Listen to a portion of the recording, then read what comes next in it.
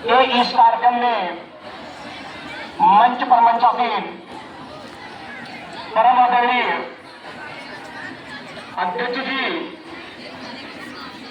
आदरणीय प्रबंधक जी, आदरणीय प्रधानाचार्य जी, आदरणीय प्रबंध समिति के सभी सम्मानित सदस्यगण, क्षेत्र से पधारे हुए सभी सम्मानित अतिथिगण एवं मेरे सभी विद्वान सम्मानित शिक्षक एवं शिक्षकेतर साथियों एवं मेरे प्रिय बच्चों, आज 19वें स्वतंत्रता दिवस के इस शुभ अवसर पर मैं सभी को शुभकामनाएं देता हूं। जैसा कि आप जानते हैं कि आज हम सब अपने देश का 19वां स्वतंत्रता दिवस का जश्न मनाने के लिए यहां पर एकत्रित हुए हैं। आप सभी के समस्त मुझे इस स्वतंत्रता दिवस के शुभ अवसर पर अपने विचार रखने के लिए आमंत्रित किया गया है, जो मेरे लिए बहुत सौभाग्य की बात है, क्योंकि आज भारत देश के गर्व और सौभाग्य का दिन है। अब मैं सर्वप्रथम उन सभी अमर शहीदों को सब नमन करता हूं जो देश की स्वतंत्रता के लिए शहीद हुए थे। अब मैं उन बलिदानियों की याद में दो लाइनें कहना चाहता हूं। आज का दिन प्रतीक है बलिदान का, बलिदानियों के सम्मान का, हमारे पूर्वजों की आन का और इस देश की शान का। देश सलामी इस तिरंगे को जिसे तेरी शान है, सर हमेशा ऊंचा रखना इसका, जब तक दिल में जान है, जब तक दिल में जान है।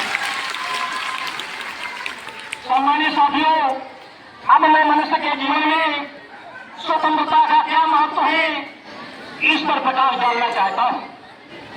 मनुष्य के जीवन में स्वतंत्रता का बहुत महत्व है, जबकि परतंत्रता का जीवन निर्जीव होता है। जैसे रामचरितमानस में कहा गया है कि पराधीन ने सपनों सुखनाई, हमारा देश अंग्रेजों के गुलाम था, हम लोग उन्हीं के गुलाम थे। इस गुलामी की जंजीर को मुक्त कराने के लिए भारतीय वीरों ने अपने प्राणों की बाजी लगाया था। 15 अगस्त 1947 को हमारा देश स्वतंत्र हुआ, इसलिए हमारे देश में स्वतंत्रता दिवस का विशेष महत्व है। देश को स्वतंत्र कराने के लिए अनेक बलिदानी वीरों ने अपने प्राणों को बलिदान कर दिया। इस दिवस के साथ अनेक बलिदानी वीरों की अनेक गाथाएं हमारे हृदय में स्फूर्ति तथा उत्साह भर देती है। जैसे लोकमान्य बाल गंगाधर तिलक का उद्घोष था कि स्वतंत्र हमारा जन्मसिद्ध अधिकार है, इसे हम लेकर रहेंगे। ये हमारे हृदय में हिलोरे उत्पन्न कर देता है। पंजाब के श्री लाला प्रसाद ने अपने खून से स्वतंत्रता की देवी को तिलक किया था। नेताजी सुभाष चंद्र बोस का कथन था कि तुम मुझे खून दो, मैं तुम्हें आजादी दूंगा। इन बलिदानी पुरुषों की याद इसी स्वतंत्रता दिवस पर सजीव हो उठती है। महात्मा गांधी के बलिदान का एक अलग ही अध्याय है। उन्होंने विदेशियों अर्थात अंग्रेजों के साथ अहिंसा रूपी शस्त्र से मुकाबला किया और देश में बिना खून आए क्रांति उत्पन्न कर दिया। महात्मा गांधी के साथ अहिंसा और त्याग के सामने अत्याचारी अंग्रेजों को पराजय का मुख देखना पड़ा।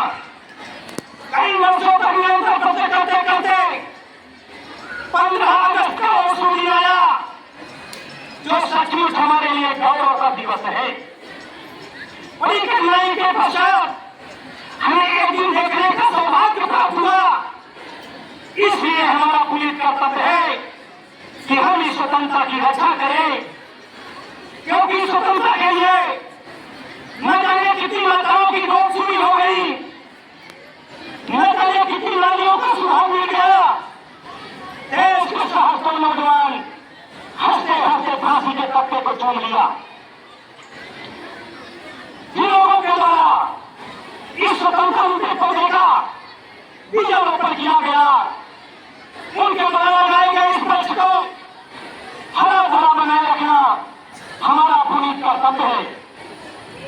सम्मानित साथियों, हमें विदेशी लोगों से आजादी तो मिल गई, लेकिन अभी भी देश में बहुत कुछ किया जाना बाकी है। हमें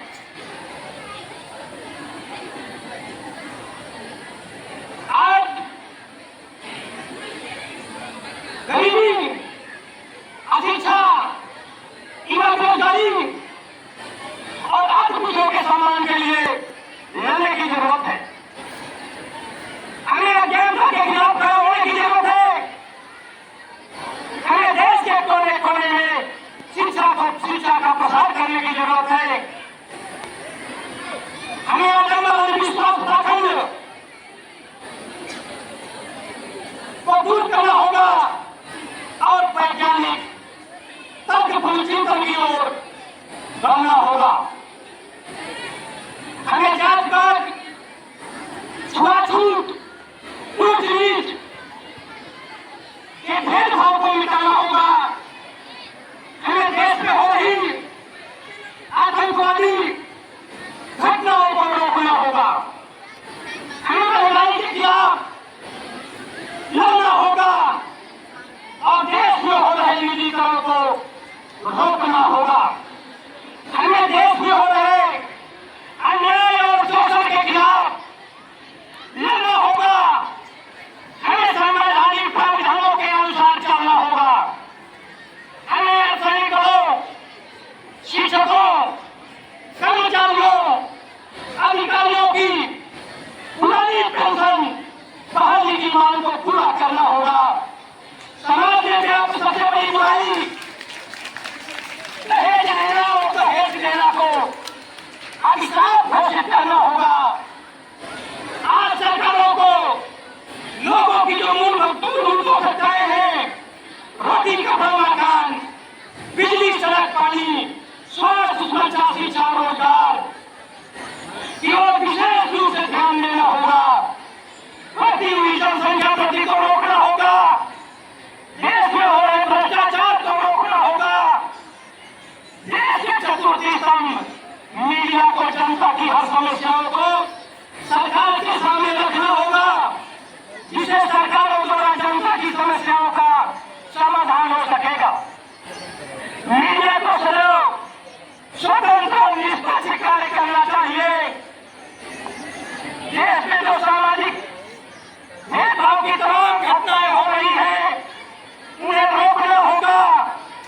सरकारों द्वारा महिलाओं को सुरक्षा की गारंटी देना होगा और तंबाकू या तंबाकू से बने हुए खाद्य पदार्थों से इस विद्यालय प्रांगण को मुक्त करना होगा।